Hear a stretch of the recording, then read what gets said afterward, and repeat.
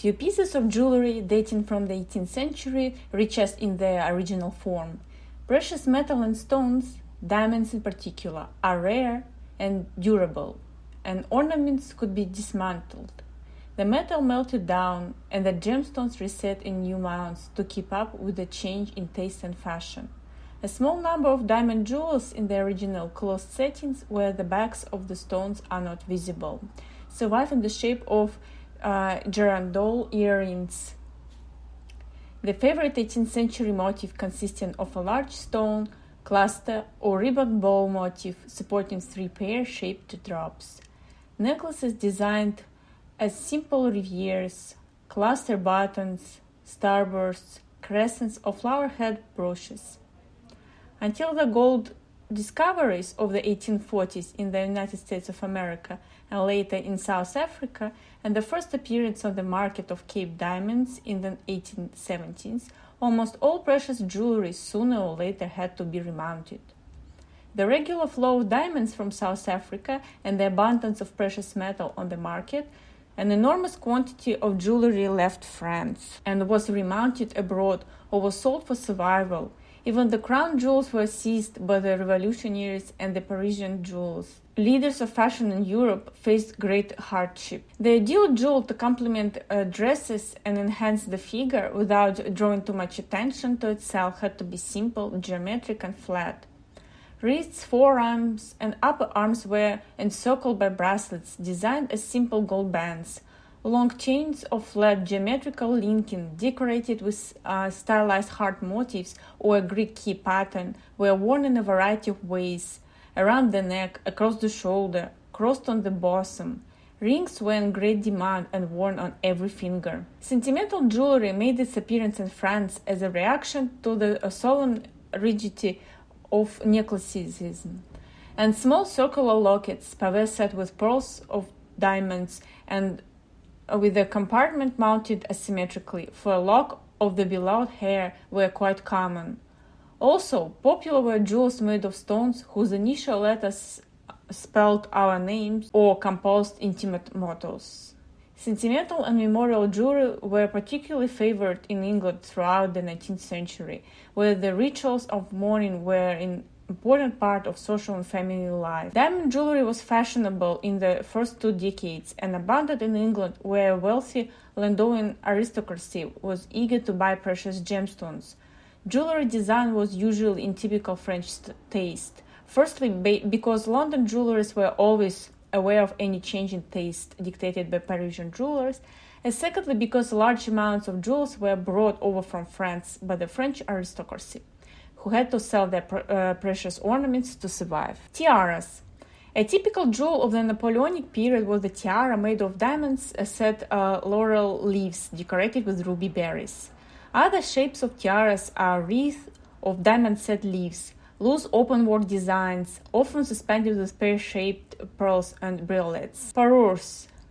Both precious and semi-precious stones were used for parures and demi-parures. Thus, complete parures were made in aquamarines, pink and yellow topazes, amethysts, peridots, carnelians, garnets, and even moss or banded agate for the less well-off. Parisian jewelers often mounted the stones within a very fine canetelle work, imitating a form of lace enriched with leaves, rosettes, and a burr motif. This fashion soon spread to England, where topaz and amethyst became the favorite stones. And in both countries, the style remained popular until the 1840s. Between 1805 and 1810, fashion required jewelry to be worn in abundance, and if not the gem-set parures of court and formal occasions, it was a plethora of gold ornaments, several rings worn on each hand, many rows of gold chains around the neck or across the shoulder, a sautoir, large long pendant earrings, combs, and many bracelets on each arm. Earrings. Earrings at the time were worn very long and were usually made of 1, 2, or 3 flat geometrical elements, placed one above the other, often set with cameos. Mozart earrings were similar design and characterized by a loop fitting stretching from the top to bottom. For important occasions, the preferred shape was the pear drop that could assume the form of a very elegant and simple pair of pear-shaped pearl drops, or that of a pair of pear-shaped diamonds, simply mounted as drop pendants. Necklaces.